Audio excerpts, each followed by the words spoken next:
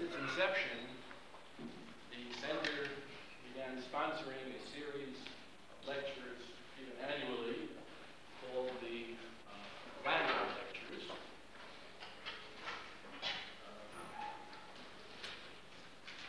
The Landau lecture, as the guest lecturer is called, is chosen from a group of internationally acclaimed mathematicians, and is asked basically to give a series of 3 lectures, one of which will be accessible to a wide audience, and the rest can be more specialized if the lecturer so desires. Now, today's lecture, entitled Trace Formulas and Zeros of the Riemann zeta function, is particularly appropriate for this series, since the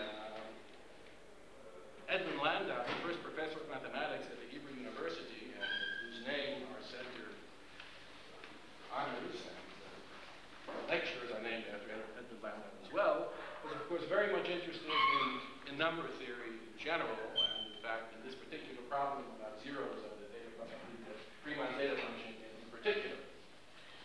So our lecturer today is Professor Alain of College of France and IHES. And he is now going to join what we think is a very distinguished select group of mathematicians, namely the previous Landau lecturers, who have been, over the years, J. Moser, E. Bombieri, Y. Sinai, L. Lyons, W. Thurston, S. Hildebrand, and T. Sarnak, have all given these lectures here in Jerusalem. Now, introducing a Landau lecture, or sometimes can be a little bit problematic, since if you begin by outlining all the accomplishments that the lecture has done, you have a very long list usually, and that will take much too much of the time, and after all, everyone has come to hear the lecture and not about the lecture. So, on the other hand, as a mathematician, it's extremely dangerous as well, since you may leave out the theorem which, because of your boorishness perhaps, omitted and didn't realize how important it was, and the lecturer may feel quite differently about it. So, now, since I've had the privilege of actually introducing the last 3 Landau lectures and have gone through this, I have come to the conclusion that perhaps it's best to say that the fame and the name of the lecturer has already preceded him here to Jerusalem, and I will say no more than give you Alain Cohn, who will talk today about trace formulas and zeros of the zeta function. Well, anyway, what matters is much more the mathematics than the problem. Okay, so I mean, you see, if one sort of plots the function n of v, which is just the number of zeros of zeta, whose imaginary part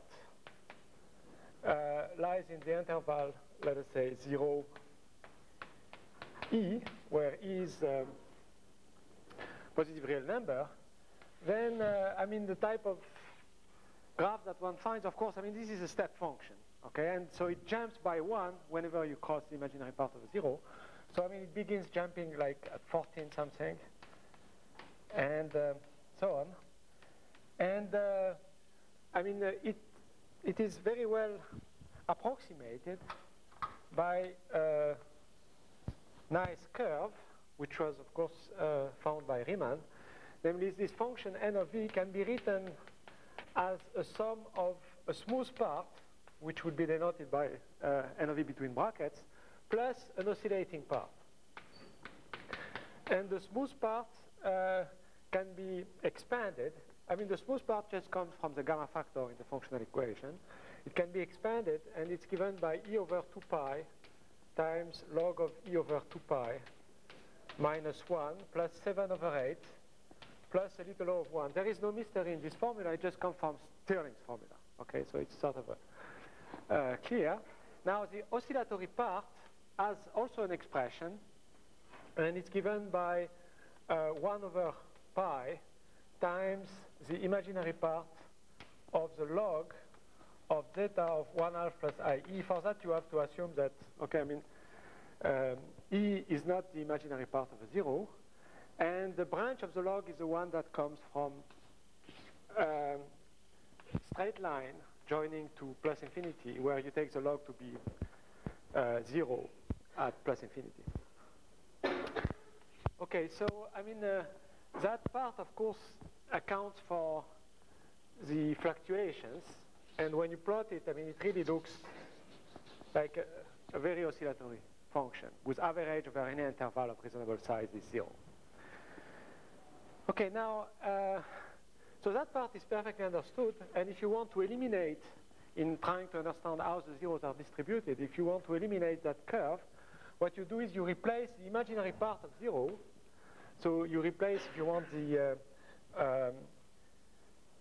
imaginary parts of the zeros, which I will denote by rho j, by n of rho j, and call that xj. Now, by doing that, by doing this very simple operation, what I have done is to replace the yellow curve here by just a straight line with slope 1. Okay? So now we have these numbers. These numbers are, because you have straightened this line, this curve, these numbers are now having a mean spacing which is 1. And so you can ask how random they are.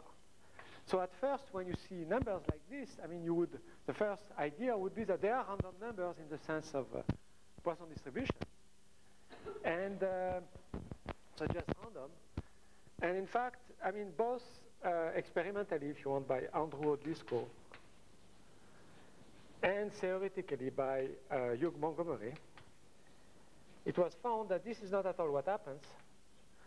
What happens is that these numbers do not behave just as randomly chosen numbers, but they behave according to the following law, at least for correlation between pairs, which is that if you count the number of pairs ij, which belong to the interval 1 up to m, so m is an integer, a large integer, and if you count the number of pairs ij which belong to this interval, and which are such that xi minus xj belongs to a given interval alpha beta.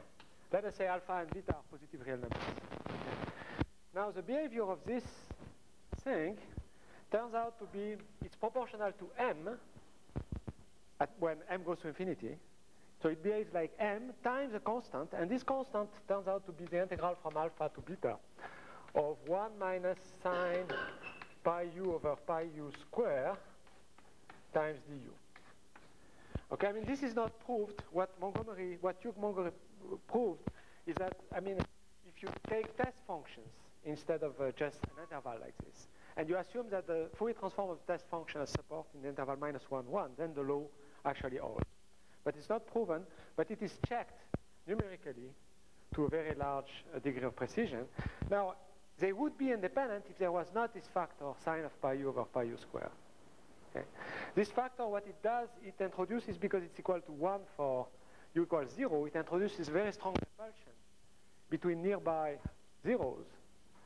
And now, if you want, the starting point of a lot of work was the encounter between Montgomery and Dyson, I think, at T in Princeton one day. I mean, this is the only interaction they had, but they had one interaction. And Dyson pointed out to Hugh Montgomery that this law is well known to physicists.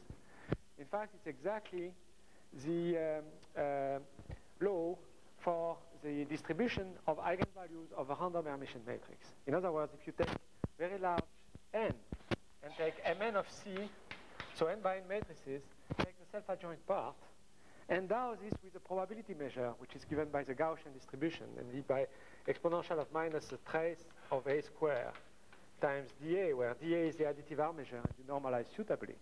Then what happens is that when you look at this probability measure and you read this probability measure through the eigenvalues, then you take the direct image measure on the set of eigenvalues, and you compute the similar quantity, you find exactly this slope here for pairs.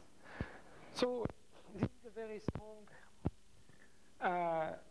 old indication that what the statistics, what the numerical statistics of zeros is trying to say is that looking for random numbers is no good at all, and that there is behind the scene, there is an operator, matrix, so, which is having the zeros of the Riemann zeta function as eigenvalue. Now, looking for this is quite difficult because you have to realize that, in particular, if you want to do that, you'll have to find matrices which have this size. Okay, I mean, this law will have to come out, right, in particular. And of course, much more, all the terms which will have to come out. Okay. So eventually, in my lectures, in the, probably not today, but I will explain how this comes from a computation which is not at all the Stirling's formula, which is a very simple computation of quantum mechanics, how you get this number. Okay. All right, so now it turns out that this motivation has only got stronger and stronger over the years. And there is, for instance, I mean, lots of recent work on numerical studies, if you want, that really confirms this model. Okay, so in fact, there is, I would say that there are three essential motivations for, looking for a spectral interpretation of the Riemann zeros. I mean, of course, there is this observation, so there is a statistics of zeros, if you want. Okay, the second motivation, I would say, is the Zellberg trace formula, where one knows that, I mean, the Zellberg trace formula, which does start from an operator, which is a Laplacian type operator on a suitable Riemann manifold, I mean, has a lot of number theoretic meaning. And the third thing, is this old idea of Hilbert and Polya, of course. So, I mean, this is good for giving a name for the space one is looking for. So it should be called like the Polya-Hilbert space, okay? I mean, the space one is looking for. And, I mean, there is more than that. There is something which is fairly obvious, which is that it has been known for many, many years. In fact, it was, I don't know to whom it's due exactly, but there is a distribution on the Idel class group, which I will explain later, which is a Veil distribution. And it's known that this distribution is actually positive definite in the sense of a positive definite function, if and only if the Riemann hypothesis holds for all L functions and so on. So I mean, it is true that implicitly one knows that Hilbert space is round, even though at that stage it doesn't appear. Okay, so what was the first attempt? I mean, the first attempt generated a whole theory which is called quantum chaos.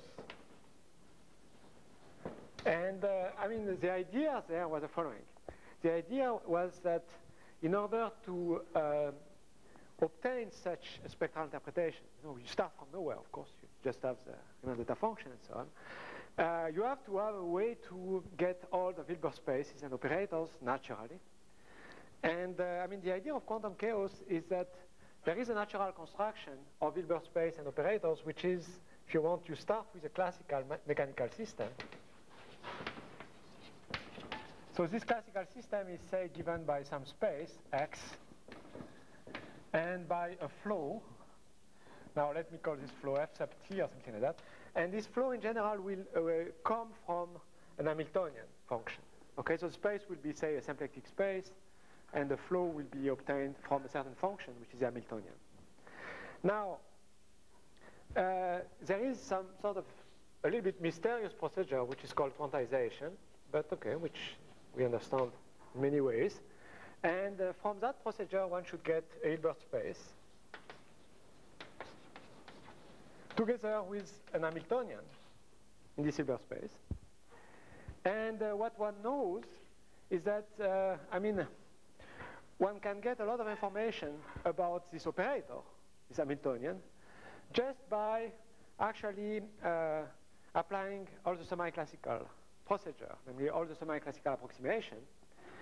And so this point of view, if you want, was considered by many people, in particular by Michael Berry, and but of course also by Zellberg, because basically, I mean, the Zellberg example is an example of such system, which is obtained by quantizing the geodesic flow on the unit sphere bundle of a Riemann surface. And it turns out that, as I will explain, this approach meets a very, very, very difficult problem, which I will explain now. It meets a minus sign, which is sort of blocking the way. Okay, so let me explain that somehow carefully a little bit. It's not a big deal. So, I mean, what do? You see, you try to find such a classical system and a flow, which upon quantization would give you Hamiltonian, and then you try to compare with what happens here. So the first thing that you can do is you can count also the number of eigenvalues. Now it's really eigenvalues of the Hamiltonian H, which belong to the interval 0e, once again. Okay, you can do exactly the same thing that I was doing over there. Now, what does one know from the semi-classical approximation? Okay, what does one know from this type of geometric picture? Because the system is obtained from a geometric data. Well, what you have is that you can also write N of E is equal to an average part, N of E, plus an oscillatory part. Of course, N of E is a step function, so it cannot be just a smooth part. Okay? Now, the smooth part, which is here, can be computed basically as a volume in phase space. So phase space is a space X. And so it's basically, if you want, computed by means of the volume of the place where the Hamiltonian H is less or equal to E, basically. But then you have the oscillatory part. Okay. Now, the oscillatory part, you cannot get a closed expression for the oscillatory part, but you can write it basically as some sort of a Feynman integral, and you can apply the stationary phase method, and what you obtain is you obtain the following type of expansion. You obtain that the oscillatory part is equivalent to, but this is a very vague sign, okay, to a sum, and it will be, there will be a 1 over pi, first of all. Then there will be a sum over periodic orbits. In other words, you will have your flow on the space. The flow will have a certain number of orbits which are periodic. And you have to assume, for this to have any kind of chance to be true, that the orbits are actually unstable, sorry. So the instability exponent is different from 1. Okay, so when you look at the Poincaré return map of the flow, in the transverse space, there is no eigenvalue which is equal to 1. Okay? Now, so you get a sum over periodic orbits. And then for each periodic orbit, you get a sum from m equals 1 to infinity. And this m here corresponds to the number of times you traverse the orbit in the positive direction. And the sum is something like this. It's 1 over m. And then if you take a system which has the correct dimension to fit with what is there, you get 2 times the hyperbolic sign of m times lambda gamma over 2, where lambda gamma is the eigenvalue, corresponds to the 2 eigenvalues in the transverse direction. And then you get an oscillatory term, which is sine of m times e times the length of the periodic orbit, of the primitive periodic orbit. So this is what you get. It's not very difficult to prove. If you have mass law of indices, you would have some powers of I here, but they would be relevant. Okay, so now what you start doing, you compare with what is over there. And when you look at the formula, which is the 1 over pi times the imaginary part of the log, okay, of zeta of 1/2 plus IE, you can write, of course, a similar asymptotic formula, which is only asymptotic, it's not an exact formula. And what will it be? It will be, so I use, well, there will be a 1 over pi, because there is a 1 over pi in front of the imaginary part of log, okay? Then I have the log of zeta of 1/2 plus IE, and you have the Euler product formula. So the log of a product is a sum, okay? The sum is indexed by primes, so it will be a sum over primes, okay? And then each of the term will be the log of the corresponding Euler factor. Now the Euler factor is 1 over 1 minus p to the minus 1/2 plus IE. Okay, so you can easily make the computation, of course, of the log. Okay, there are 2 minus signs because of the log of 1 over and the minus here. Okay, and what you get is a 1 over sum over m from 1 to infinity simply by expanding the log, okay, in powers.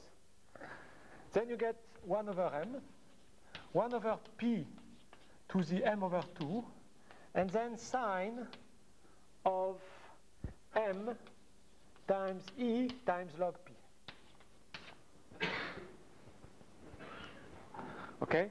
Except that I did, on purpose, a mistake, just to see that you follow, okay? And the mistake, which is rather, so let me first ignore the mistake, okay? So then we are extremely happy, you know, because we can identify the two formulas. We can say, well, the periodic orbits should be labeled by the prime numbers. There should be one periodic orbit for each prime number, okay? Okay, so this is the first information, okay? So let me list what is positive. So each periodic orbit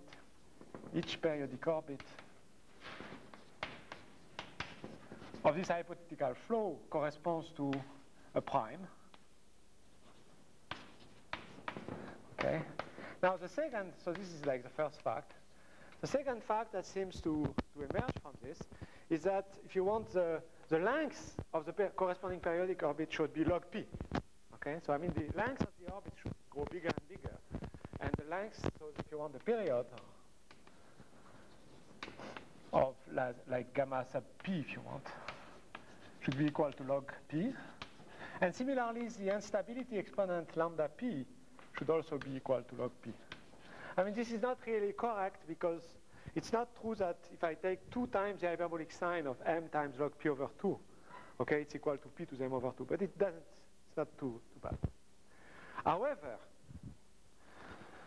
as I said, okay, there is an overall minus sign. Okay, and this is sort of tragic for the approach. Because, I mean, you can put Maslov indices and so on, but they will all be of the form I to some power. Okay, so they will never give consistently a -1, never. Okay, in fact, there is another little thing one has to watch, which is that irrespective of this minus sign, you see, the system that one is dealing with, one should not have the so-called time reversal symmetry. Should not have time reversal symmetry. What does it mean? What does it mean, time reversal symmetry? You see, if you have an Hamiltonian H, which is of the form that one meets very often, like 1/2 of p squared over m plus a potential V of Q, then what happens is that this Hamiltonian is invariant under the operation which changes p to minus p and leaves Q invariant. Okay? Now, that operation is a symmetry of the system, which is called time reversal symmetry, and which has the effect of doubling the count of the periodic orbits. Okay? Another way to see it is that the effect of this symmetry is to make, in fact, the Hamiltonian a real symmetric matrix. Now, it's well known in physics that the statistics of the eigenvalues of a real symmetric matrix has nothing to do with this. It's quite different. Okay? So, I mean, there is a rule, which is that this hypothetical flow cannot be isomorphic to the flow that you obtain by reversing the time. Okay? It has to be asymmetrical. It cannot be a flow so that if I change t to minus t, I get an isomorphic flow. Okay, that's a very strong condition. All right, but anyway, what you find out is that one is stuck in this approach. One is absolutely stuck because of this minus sign. All right, so of course to understand, there is no way one can try to fiddle things and so on. One really has to take some distance with the problem and understand a general framework of the problem, what is the correct framework for the problem, and understand the special case in which this minus sign is actually resolved. Okay, and of course this was done long ago by the following. By the fact, if you want, that when you look at the zeta function, it really comes from a field, which is the field of rational numbers. Okay. And of course, I mean, you can extend to fields of algebraic numbers like q of square root of 2 and so on. But that will not help you. It will only make things more difficult. Okay? However, when you try to understand what are the properties of the fields which are involved, which are relevant to the problem, you find out that these properties are saying that the corresponding field K is a global field. So let me write one definition. So this is the only definition which I want to write. Okay, so this is K is a global field by definition. You see, K will be a countable field, so it has no interesting topology whatsoever. But it turns out that it will be related to something which has a very interesting topology. So if and only if K sits co-compactly, so I mean this is co-compact and discrete in a ring A, where A is a locally compact ring, and you have to assume that it is, of course, non-discrete, and you also should assume that it is semi-simple. Okay, but I mean this is just to avoid the trivialities. Okay, so I will say by definition that the field, this is a standard definition. In fact, the fact that it is the standard thing is due to Iwasava. Okay, so a field is a global field. That means that, you see, even though you start with a countable object, there is analysis behind, because there is this non-trivial locally compact ring, which is in fact uniquely associated to the field. And if you want, which modulo compact looks exactly like the field. Okay. All right, so I mean, when you classify these fields, you find that, of course, you get number fields. So I mean, there are two cases. Either you have number fields, or you have function fields over curves sigma over a finite field, over FQ. Okay. Now, what allows to progress, of course, is the fact that, I mean, the analog, if you want, of the Riemann hypothesis was solved for this special case by André Weil, and it was solved.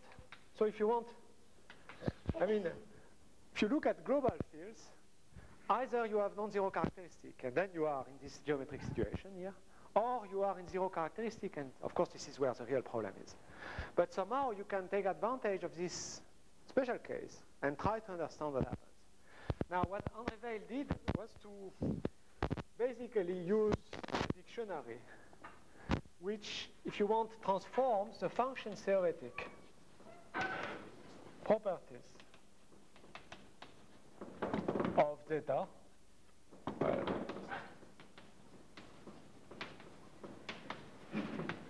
into geometric properties over where the geometry which is involved is algebraic geometry. But it's algebraic geometry over a finite field, so over FQ. Okay? Now, if you look at the function theoretic properties, of course, you know, it was known before André Weil, of course, that the zeta function also work when you consider fields of this type, of course. But now, so the first property is the zeros and poles, in fact. But the poles are rather trivial here, of the zeta function. The second property is the functional equation.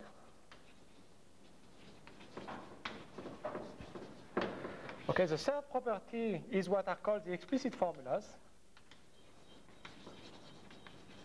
Now, when I talk about the explicit formulas, essentially, I mean, we already saw an example of an explicit formula, and that example was this formula here.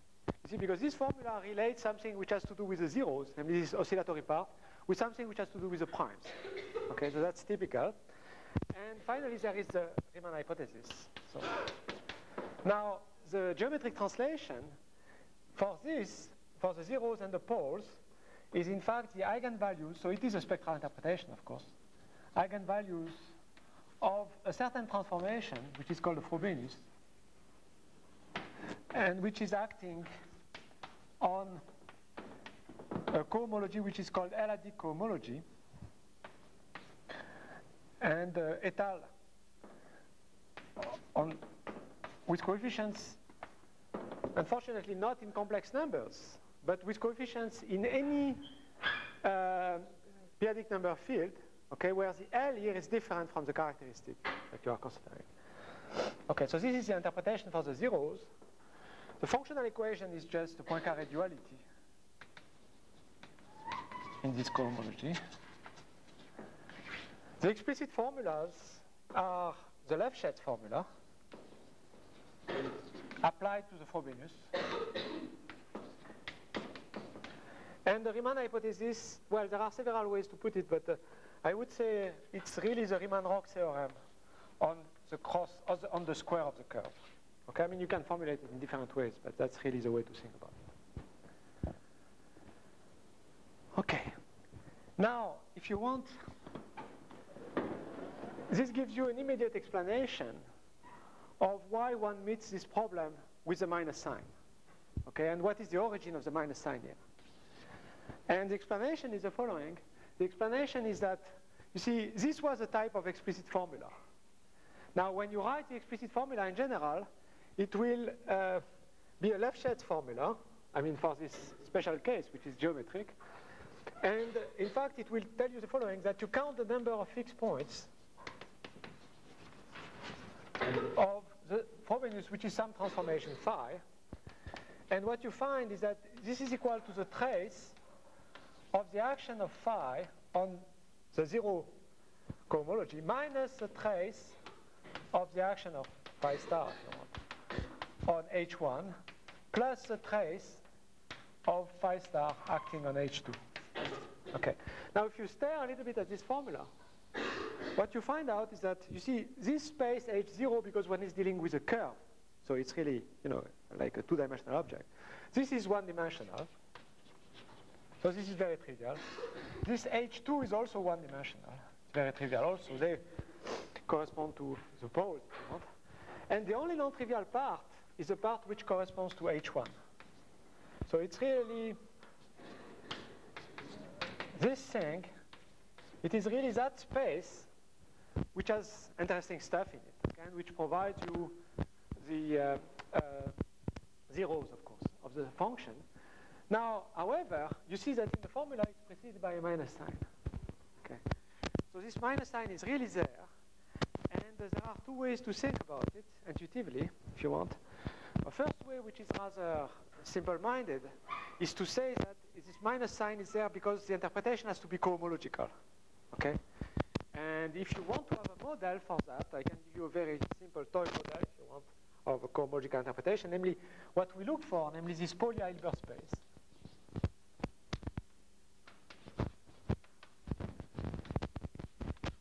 I mean, it should appear from its negative. What do I mean by that?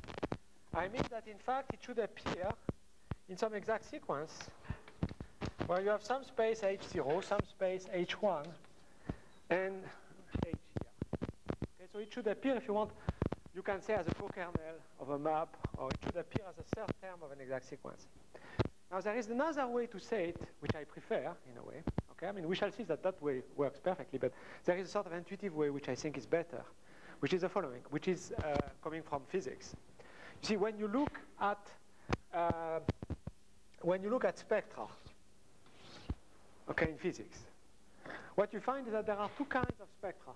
There are spectra like when you take a simple chemical body and you warm it up and you see emission lines.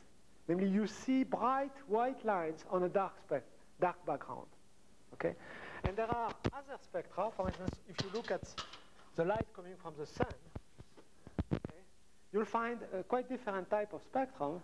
What you will find are missing dark lines on a white background. Okay? And I mean, of course, you know, this is very easy to understand mathematically. This is a lot harder to understand. Okay? But both of them appear in physics. Okay, and you have to understand from physics also why actually we see missing lines, you know, because it sounds very strange that you have a continuous spectrum and you erase one line and you see it, but actually, I mean, this is what happens. All right, so this is the indication that we get. And I mean, there is another indication that we get, of course, from this example, which is that somehow, you know, we cannot hope to understand what is going on if, in the case of a positive characteristic, we are dealing with a single transformation, and in the case of the Riemann zeta function, we were looking for a flow. So this means that there must be some way of formulating things which is natural and which in some sense reduces to a flow in the case of zero characteristic and which reduces to an action of Z in the case of positive characteristic. So this is quite simple because in fact, so if you want what we learn, the number 4 I would say, is that the group which acts, okay, I mean, it should not be just, you know, I mean, we know that it should be Z, more or less, in the case of positive characteristic, and it should be R in the case of zero characteristic. But this is no good, you know, because, so in fact, the group which acts should be the following group, GL1 of this ring A divided by K cross. K cross is also GL1 of K. And the point is simply that when you look at this group is called the ideal class group.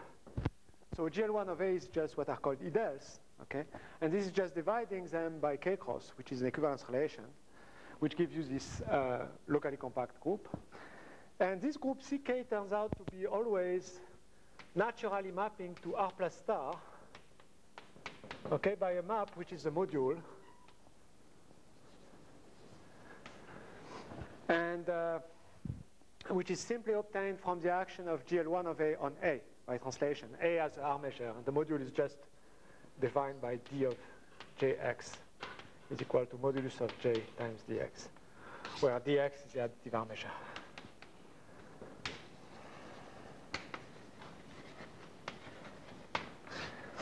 All right. Okay, so these are the various indications that one has about the space, but you see very clearly from this picture that as soon, and many people have tried to, if you want to extend this dictionary to the case of algebraic number fields, what seems to be badly missing from the very start is what is the Frobenius. So let me open a small parenthesis, because I have 2 lectures, and explain in a few words what was the motivation to find a space, which I will find. So the small parenthesis is the following. You see, if you look at what is called class field theory.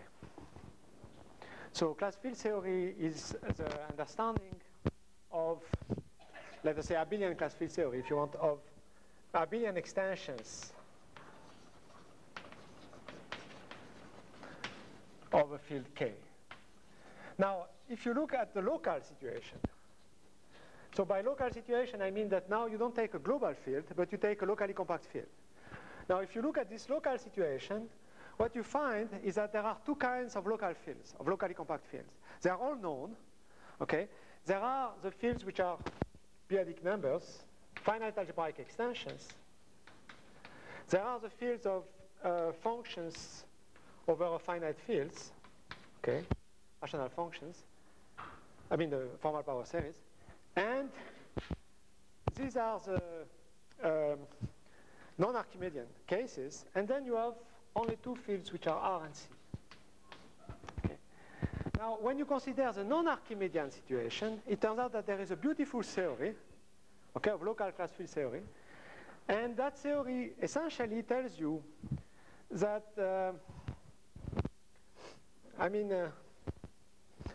it is K cross, the multiplicative group of K, which governs the abelian extension. Okay? I mean, you have to make a little change of topology and so on, but essentially it's K cross. However, when you go to R and C, then the whole thing collapses. You see, if you take complex numbers are algebraically closed. So when you ask this question of what are the abelian extensions of C, you get a completely idiotic answer. Okay? I mean, you get the answer that there are none. Okay, so I mean, it's obvious that there is something wrong, and that there is an entire piece of the structure which is forgotten and which is missing here. Now, if you look at the proof of the local class field theory, how does it work? In fact, it works through the Brouwer theory. And it works through the Brouwer theory, which is what? Which is the classification of central simple algebras.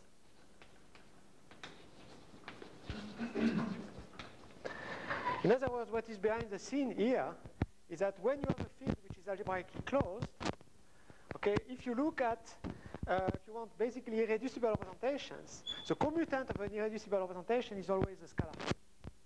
Okay, but if you go to a field which is not algebraically closed, then the commutant of an irreducible unitary representation will not be the scalars, but it will be like a division algebra over the scalars. Okay, and so I mean, then you have to understand these things. Now, very long ago, when I began to work, I found out that, in fact, on C numbers, there is a very beautiful theory of central simple algebras. Okay, and not of the finite dimensional ones, like there is for these fields. In fact, you would have no hope to find an interesting theory with finite dimensional ones, as I said. But if you look at the theory with approximately finite dimensional, well, what you find is that there is an absolutely striking similarity between this theory, which is a classification of hyperfinite factors, I mean of injective factors, and the Brouwer theory that you have in the non-Archimedean case. Okay, and this, in fact, was the guide. But I mean, Shai-Aran also had come to a similar conclusion from very different considerations. But I mean, all of these things converge. And in fact, I tell you what the space X is. Okay, and it is, in some sense, I mean, you don't need this to appreciate the space. So you can forget completely about this. I just tell you what the space X is.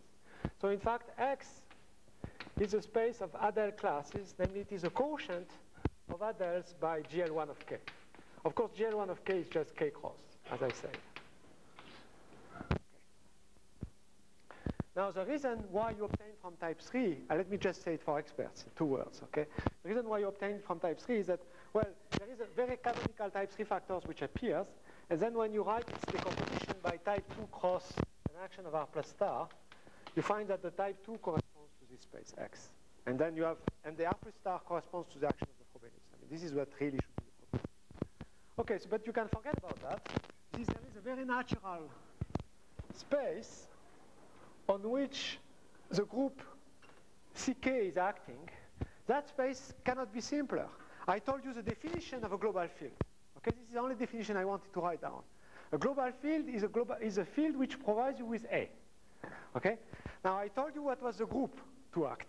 The group to act was GL1 of A divided by K cross. Now I tell you the space. Okay? And the space is just A.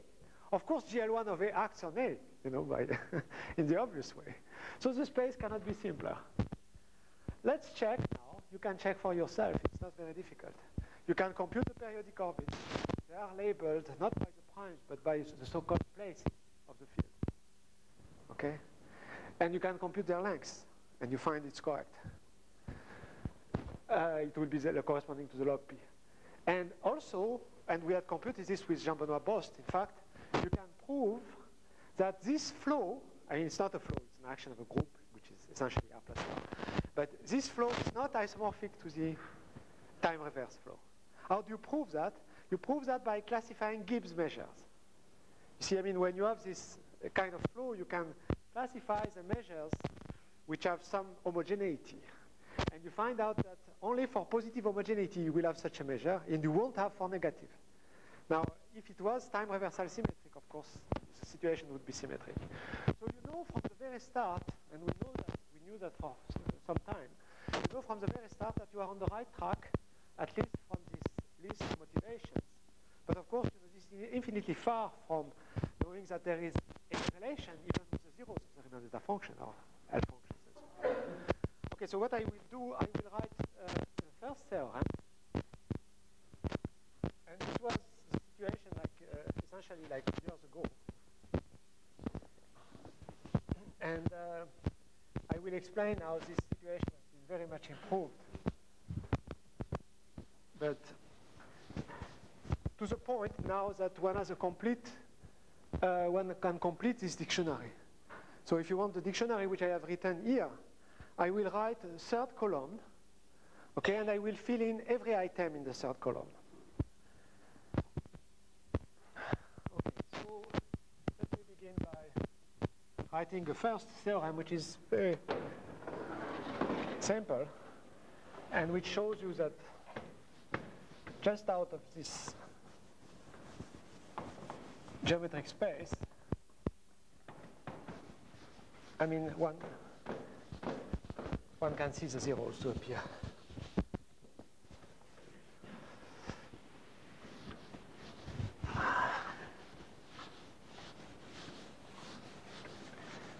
Okay, so remember this, no, I didn't erase this. Remember this sequence here. You see, we know that the point of view of quantum chaos is wrong because of this minus sign. We know that we cannot hope to have the zeros appearing as an emission spectrum. They have to appear as an absorption spectrum. They have to be missing lines. Okay? Now, what does it mean mathematically, missing lines? It's a little bit tricky. You see, because it means that I have to take a quotient. Okay, I have to take such exact sequence, so I have to have my space H0, H1, and H. Okay. Now, H1 should be a fairly trivial kind of space, so that when I make trace computations on H1, essentially I always get 0. Okay.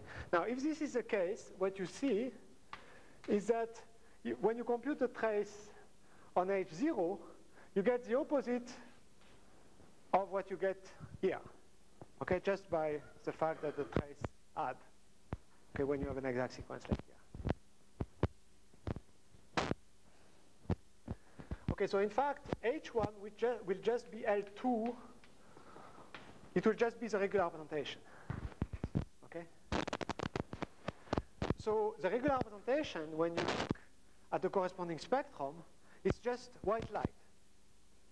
Okay, I mean, it's just Fourier analysis for the regular representation. Sorry? CK is the ideal class group. It is GL1 of A divided by K cross. But you can think of it, you know, this is more or less R plus star. I mean, in the case of number field. So it's really R plus star. That's why I talk about white light. Okay? I mean, there is a compact piece. In fact, what happens in general is that CK is equal non-canonically to the product by R plus star. This is for number fields.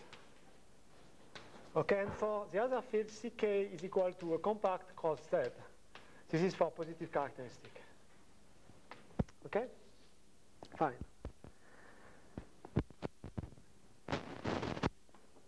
Okay, and what should be H0? Well, H0 will just be L2 of X. Okay? My space X, as I told you, X is just A mod K star. All right? Now, what will be this map, E? Well, it will be just a restriction. You see, if you have a function on A mod K star, you can restrict it to the invertible elements. So this is just a restriction map. Okay? I mean, I cannot say something simpler, you know. I am telling you that what I have here, I have the white light, which is just a regular representation, okay? And I have my space X, and I just restrict functions. There is one subtlety, however. And the subtlety is that, you see, you cannot hope to have discrete spectrum if you take an operator which has purely continuous spectrum, and you take a quotient. It cannot have discrete spectrum, for an obvious reason. So you have to do a little trick, and this is what I was doing 2 years ago, to make this possible. And this little trick is just to introduce a Sobolev exponent, okay, so that the regular representation now can have this property. So what do I mean by a Sobolev exponent? I mean that, for instance, if I consider L2 of R, okay, when I talk about L2 delta of R, I mean that I consider functions xi of x. But these functions are not just L2, but they are such that the integral of xi of x square times, let us say, 1 plus x squared to some power, delta over 2 dx is finite. Okay, that's what I mean. Now, if you introduce such an exponent, this allows you to see a spectral line, a single spectral line. Of course, you know, it's not nice, and I will eventually eliminate it. Okay, but if we want to see something, we have to do something like that. Otherwise, we cannot see anything. Okay, now what is the theorem? So the theorem, first theorem, if you want, which is, as I said, only preliminary. So this is only preliminary. We shall get much better results later. So the theorem is the following. So let h delta bigger than 1. Okay. And the theorem is the following: is that the restriction map E is equivariant with respect to the representations, with respect to the action, the natural action of Ck of the ideal class group. You know, all the constructions are natural. So, I mean, you know, everything is natural. Everything is equivalent with respect to Ck. And so let W be the representation of Ck on the quotient.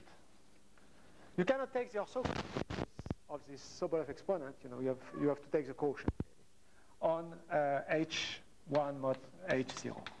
Okay, which is, if you want, L2 of the L2 delta of Ck divided by L2 delta of X. Okay, then, so what do I mean by these representations? Of course, I didn't write down the regular representation. So let me remind you that V of G applied to some vector xi evaluated that A is just xi of G inverse A. That's a regular representation. Similarly for the action on X. Okay, so, and let W be the representation of the quotient. Then the theorem tells you the following. Then the operator, which is the infinitesimal generator of the action of R plus star. Okay? You see, you have this compact group K. So it allows me to break the Hilbert space into a direct sum of subspaces labeled by the characters of K. Okay, so if I look at the operator D sub chi, which is the limit when epsilon goes to 0 of W of E to the epsilon minus 1 over epsilon. This is just the infinitesimal generator when I restrict it to the subspace defined by this character. Okay, as discrete spectrum, well, first of all, as purely imaginary discrete spectrum. And it's, I mean, an element rho belongs to the spectrum of this operator, D sub chi, if and only if the L function L of chi and 1/2 plus rho is equal to 0, plus the fact that rho is purely imaginary. So rho belongs to IR. Okay, and this is the L function associated. A character of K is called the Grossen character. Okay, so this is the function of the Grossen character. Okay, so you see this is quite a simple result. But what are its features? You see, the first feature that you see is that I didn't have to define the L functions. Neither their analytic continuation, and I got an interpretation of their zeros. Okay, spectral interpretation of their zeros. So this is very simple, but very striking fact. You see, you would have no chance to get some understanding of the zeros unless you have a theorem of this kind, because you have to be able to access to the zeros, to know their meaning, without having to do analytic continuation and without having to define them in a strange way. Okay, and this is what this does.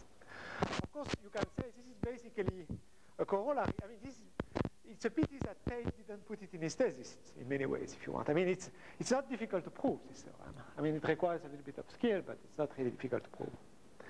Now, you can prove the same theorem, in fact, for modular forms and so on. I mean, you can go to other situations, and you see that it's a very stable result. I mean, it's a result which gives you almost for free this spectral interpretation. But as I said, it's very preliminary because of the delta. The delta is a very unwanted thing, you know, because first of all, you don't know which value of delta you want to take. Moreover, the delta bounds the multiplicity of the zeros. So if you want, the number of times a given zero appears is governed by delta. And there are situations where the zeros have multiplicities, and then you don't know how to maneuver with delta. So it's no good, okay? So this is only a very, very preliminary fact. But it tells you, however, that all these abstract discussions that I was talking about, you know, I mean, has something to do with the zeros because they appear so simply.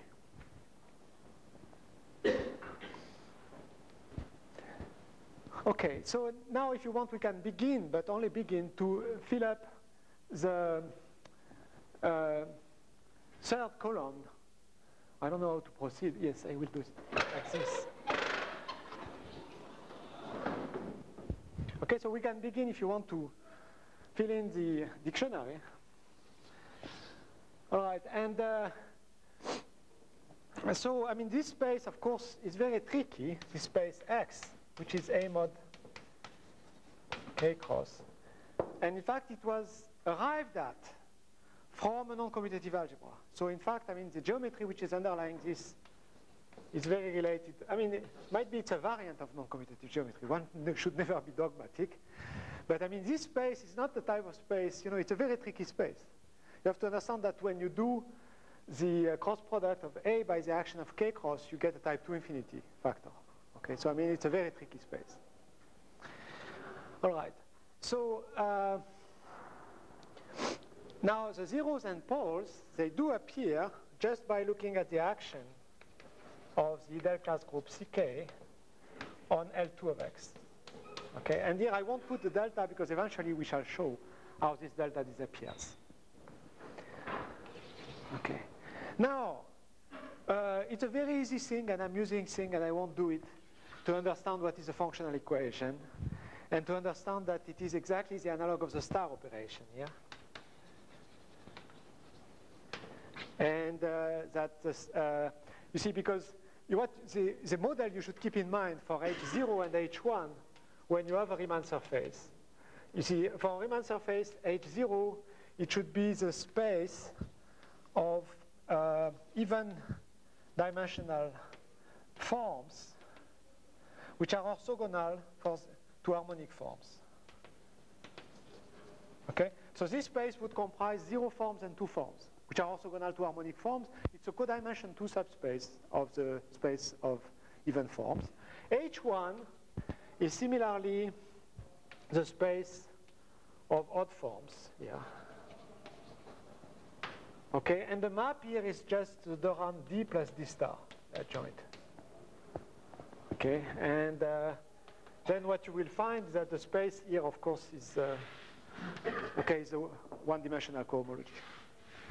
And when you look at what is a star operation, what it is doing, you find that in this situation, you have exact analog, because you can define Fourier on L2 of X, and it satisfies exactly the correct rule of star operation. And the Poisson formula is telling you that it satisfies the right commutation with the restriction map. Okay, so I mean, this is just star operation, that's nothing. Now, things begin to be really interesting when you talk about the explicit formulas. In fact, this was a real time when things began. And as we shall see, this is just Lefschetz formula. Okay? So, I mean, I plan to shift my lectures. You know, I have material for certainly for 1 more hour, and I want to explain what are the recent progress and so on. I don't want to rush it. So I will just do it next lecture. Okay? So, I mean, we can take it easy. Now, so Lefschetz formula, I will explain what it is, but let me write what corresponds to the Riemann hypothesis. And it turns out that what corresponds exactly to the Riemann hypothesis is, in fact, the Zellberg trace formula.